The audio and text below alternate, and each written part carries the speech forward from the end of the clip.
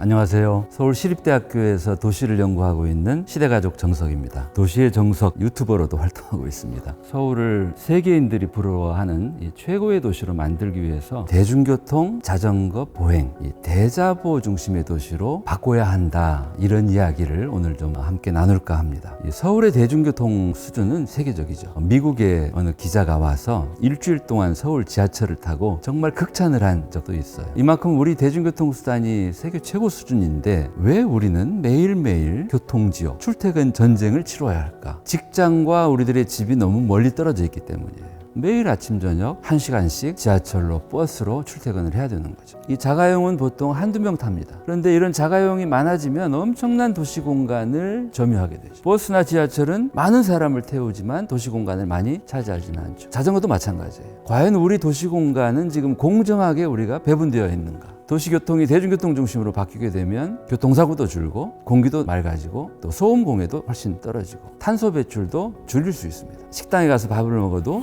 대중교통으로 다니면은 저녁에 술도 편안하게 마실 수 있어서 가게들의 매출도 올라가는 거죠. 이런 이유로 전 세계가 지금은 자가용 중심이 아니라 대중교통 중심으로 바꾸는 거죠. 이 대중교통도 진화해 왔어요. 가장 첫 번째 대중교통은 지하철이었죠. 땅속을 다니니까 막히지 않고 많은 사람들을 실어 나르니까 효율적인데 지하철의 문제점은 건설 비용입니다.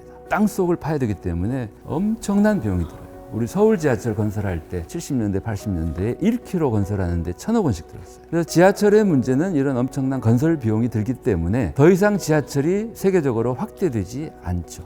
대신에 지하철보다 훨씬 돈이 덜 드는 새로운 대중교통이 등장합니다. 그게 바로 트램이죠. 트램은 땅 위에 선로를 깔고 다니기 때문에 지하철보다 비용이 적게 들죠. 1km에 아마 한 400억, 500억 정도. 그런데 이 트램보다도 비용이 덜 드는 효율적인 대중교통이 등장합니다. 세계에서 가장 먼저 BRT를 개발해서 운영한 도시는 브라질의 꾸리치바. 버스 래피드 트랜짓, 그러니까 버스를 여러 대를 연결한 거죠. 2대, 3대를. 그리고 전용 차로를 만들어서 막히지 않게. 버스가 도착하면 5개 문이 동시에 열립니다. 그러니까 승객들이 동시에 내리고 또 빨리 탈 수 있죠. 정류장에 공회전하는 시간도 줄 수 있겠죠. 환경 측면까지 고려한 아주 지혜로운 해법이죠. 이 BRT의 건설 비용은 훨씬 쌉니다. 1km에 약 30억 정도. 그래서 대중교통 중심으로 교통 시스템을 바꿔야 하는데 이 대중교통만으로는 한계가 있어요. 왜냐하면 자가용을 타면 도어 투 도어, 출발지 목적지까지를 데려다 주는데 대중교통은 타기 전에 걸어야 하고 갈아탈 때 걸어야 하고 내려서 걸어야 되죠. 그래서 대중교통은 보행과 단짝입니다. 그런데 여기에 자전거가 더해지면 대중교통, 자전거, 보행 이 삼총사가 도시교통의 중추 역할을 하면 정말 착한 교통, 참한 교통을 우리가 할 수 있다. 자, 서울을 어떻게 하면 이 대자보 도시로 만들 수 있을까? 우리 서울은 대중교통 수단이 잘 돼 있기 때문에 조금만 더 우리가 노력한다면 대자보 도시로 성큼 나아갈 수 있다. 그래서 저는 3가지 과제를 말씀드리고 싶어요. 첫째는 대중교통 우대 정책입니다. 내가 자가용을 탈 것인가 대중교통을 탈 것인가. 대중교통을 선택하면 더 빨리 갈 수 있고 훨씬 더 싸게 갈 수 있게 해주는 거죠. 여기에는 정기권 제도도 도입이 필요합니다. 한 달에 얼마만 내면 무한정 내가 이용을 할 수 있는 거죠. 그러니까 대중교통을 더 많이 이용하는 사람들이 유리한 제도죠. 또 하나는 대중교통 무료화도 적극적으로 도입할 필요가 있다. 에스토니아는 2013년에 수도 탈린시에서 탈린시에 사는 시민들에게만 대중교통 전면 무료화를 5년을 한 겁니다. 5년을 해보니까 1,200억 유로 정도 비용이 수입이 준 거죠. 그런데 그 5년 동안에 탈린시에 전입한 인구가 3만 1,000명이에요. 이분들이 시에 낸 세금이 거의 1,000억 정도 돼요. 1,000억 유로. 그러니까 대중교통 무료화에서 사실은 1,200억 손실이 발생했지만 세입자가 늘고 세수가 늘어나니까 200억 정도 비용만 시가 충당을 하면 되는 거죠. 그래서 5년 뒤인 2018년 여름부터는 지금 에스토니아 전국이 대중교통 무료화를 하고 있습니다. 우리나라에서는 아마 화성시가 청소년들에 한해서 지금 대중교통 무료화를 하고 있죠. 서울을 대자보 도시로 바꾸는 두 번째 할 일은 자전거 도시 만들기입니다. 우리 서울은 공공자전거 따릉이를 도입한 지 꽤 오래됐죠. 시간은 비슷해요. 버스를 타나 지하철을 타나 택시를 타나 자전거를 타나. 그런데 문제는 위험해요. 보도를 자전거로 타고 다니려면 보행자들에게 불편을 줄 수 있고 차도를 타고 다닐 경우에는 자동차로 인해서 위험하죠. 우리 4대 문안 서울 한양 도성안은 이미 오래전에 녹색교통 진흥지역으로 지정되어 있습니다.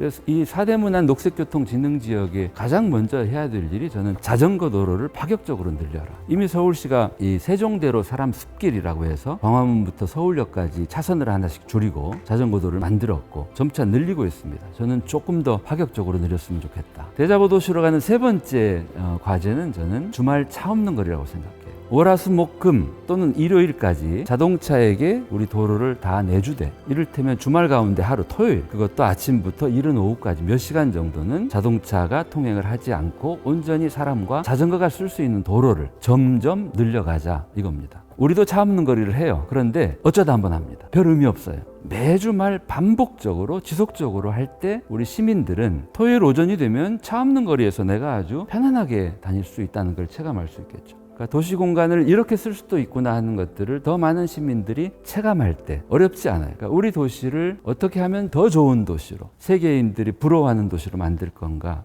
그 많은 방법 중에 하나는 대자보 도시로 가는 길이다, 이렇게 생각합니다. 교수님 강의를 들으면서 네. 몇 가지 질문을 좀 드리고 싶은 게 있어서 질문을 드리고자 네. 하는데, 이렇게 자전거 도로가 확대되거나 주말에 차 없는 거리를 운행하면 시민들 입장에서는 갑작스러운 변화잖아요. 이런 갑작스러운 변화에 불편함을 겪는 시민분들도 분명히 있을 거고, 불만의 목소리를 표출하시는 분들도 많을 것 같은데, 그거에 대해 어떻게 생각하시는지 여쭤보고 싶습니다.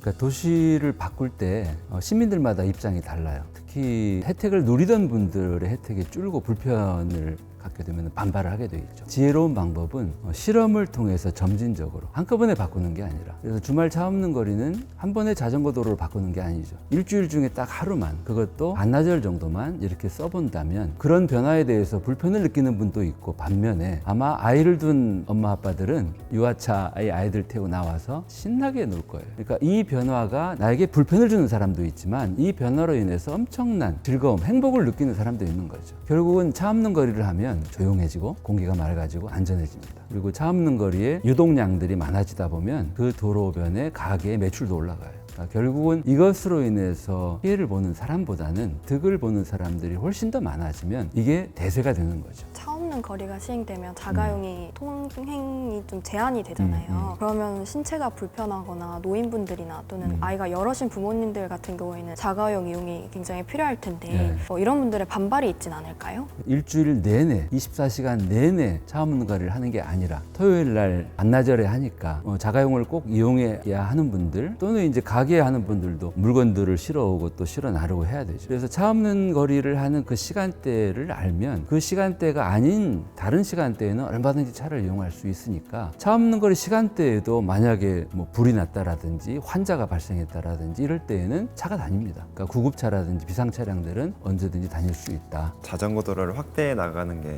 좋은 방향이라고 말씀하셨는데, 차량의 통행의 감소가 결국은 도시 생산성의 감소로도 이어질 수 있다고 생각이 들거든요. 그렇게들 생각을 많이 합니다. 프랑스에서도 대표적인 대중교통 잘 돼 있는 도시 앙제시에서도 처음에 이 노면에 트램을 건설할 때 그 도로변 상인들이 막 가로수에 올라가서 데모를 하고 그랬어요. 매출이 떨어진다, 이렇게 반대하는 거죠. 그런데 생각해 보세요. 자동차만 늘 쌩쌩 달리는 도시에 그 도시의 경제적 활력이 올라갈 건가? 많은 사람들이 걷고 머물고 쉬고 이러는 도시의 경제력이 더 올라갈 건가? 이게 현실적으로 제가 생각해서 아직 이상적이라고 조금 생각이 들거든요. 다른 도시나 다른 나라에서 성공한 사례가 좀 있을까요? 있습니다. 아주 많아요. 몇 가지만 보여드릴까? 덴마크의 수도 코펜하겐은 저는 야금야금 작전이라고 표현을 하는데, 1962년부터 1996년까지 30년 동안 코펜하겐 다운타운의 도로들을 하나씩 보행자를 위한 공간으로 바꾼 거죠. 점진적인 변화가 급격한 변화보다 훨씬 더 시민들에게 적응하기가 쉽겠죠. 또 하나 사례는 스페인의 폰테베드라. 잘 알려진 도시는 아니에요. 그런데 1990년대 후반 폰테베드라가 자동차로 너무나 엉망이 된 거예요. 교통사고가 수시로 벌어지고 인구가 5, 6만 정도밖에 안 되는데 자동차가 2만 대 가까이. 그러니까 온 도시가 자동차로 난리법석이었죠. 인명피해가 컸고 공기는 나빠지고 소음. 외신 기자가 자동차로 가득한 사막과 같은 도시라고 폰테베드라를 표현했대요. 이 의사였던 미구엘 로레스는 99년 시장 선거에 출마합니다. 시장 선거에 출마하면서 내건 공약이 정말 깜놀이에요. 첫째, 폰테베드라 다운타운 30제곱킬로미터에는 일체 차가 다니지 않게 하겠다. 그럼 차는 어떡하냐? 경계부에 주차하고 30제곱킬로미터 안에서는 자전거나 걸어서 다녀라. 경계부에서 그 중심부까지 걸어오면 20분밖에 안 걸려요. 가능한 거죠. 두 번째 공약도 아주 놀랍습니다. 도시의 주인의 순서가 있다. 도시에서 우리가 가장 받들어야 될 첫 번째 주인은 걸어다니는 분들이다. 둘째는 자전거 타는 분들, 셋째는 대중교통 타는 분들, 그리고 맨 마지막이 자가용 타는 분들인데 지금 우리 도시는 완전히 거꾸로다. 99년 선거에 당선이 됩니다. 그리고 공약대로 해요. 바꿔요. 그러니까 어떤 일이 벌어졌대요? 교통사고가 일어나지 않습니다. 시민들은 정말 조용한 도시를 경험하게 된 거죠. 많은 사람들이 폰테베드라를 부러워해요. 아까 탈린처럼 전입인구가 늘어요. 그리고 폰테베드라는 일약 세계에서 가장 유명한 차 없는 도시가 된 거죠. 이 미구엘 로레스 시장님은 99년에 시장에 당선이 되셔서 지금도 시장을 하고 계세요. 와. 저와 패친 관계입니다.